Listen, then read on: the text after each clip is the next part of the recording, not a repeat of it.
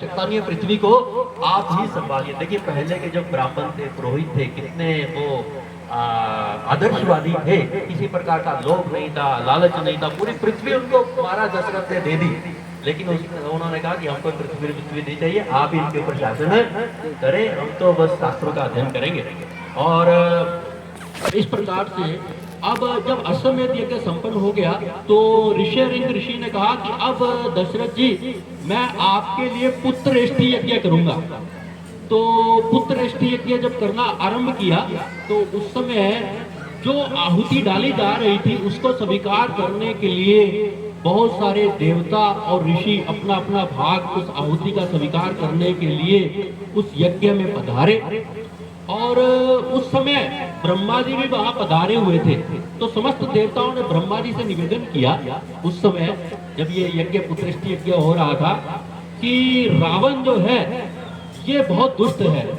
ब्रह्मा जी आपने वरदान दे दिया है रावण को, रावण ने बड़ी तपस्या की और आपने रावण को वरदान दिया और वरदान के कारण वो बहुत शक्तिशाली बन गया है। और जब कोई व्यक्ति बहुत शक्तिशाली हो जाता है तो सामान्यतः उसके अंदर घमंड भी आ सकता है, घमंड भी आ जाता है। तो इसके अंदर क्या बहुत सारा घमंड आ गया है जिसके कारण ये हम देवताओं को बहुत सताता है, तीनों लोगों को इतने सता रखा है, कृपया करके इसके मारने का कोई उपाय आप कीजिए। तो ब्रह्मा जी ने उस समय कहा कि जब मैंने रावण को वर दिया तो रावण ने वर में ये मांगा कि मेरी जो मौत है वो न तो यक्ष के द्वारा हो, न गंधर्व के द्वारा हो, न किसी देवता के द्वारा हो, न किसी राक्षस के द्वारा हो। उसने मनुष्यों से अवध्य होने का वर नहीं मांगा क्योंकि वो मनुष्यों को तो कुछ समझता ही नहीं था। जब देवता और राक्षस मेरा कुछ नहीं बिगाड़ सकते, ये मनुष्य भला मेरा क्या बिगाड़ पाएंगे,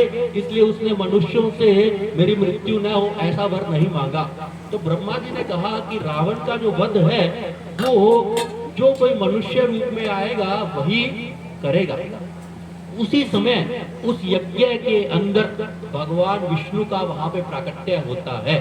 भगवान विष्णु को देखकर सभी देवता उनको प्रणाम करते हैं, उनकी वंदना करते हैं, उनकी स्तुति करते हैं और स्तुति करने के पश्चात कहते हैं कि कृपया करके हे भगवान हमें आप रावण के वध का कोई उपाय बताएं। तो भगवान विष्णु ने कहा कि आप ही मुझे उपाय बताओ, मैं तो सब जानता हूँ लेकिन फिर भी जैसा आप बोलोगे मैं वैसा कर दूंगा। तो उस समय सभी देवताओं ने कहा कि आप ऐसा करें भगवान, आप जो है मनुष्य रूप में प्रकट हो और रावण का वध करें। तो भगवान विष्णु ने देवताओं के उस अनुरोध को स्वीकार कर लिया और उन्होंने निर्णय लिया कि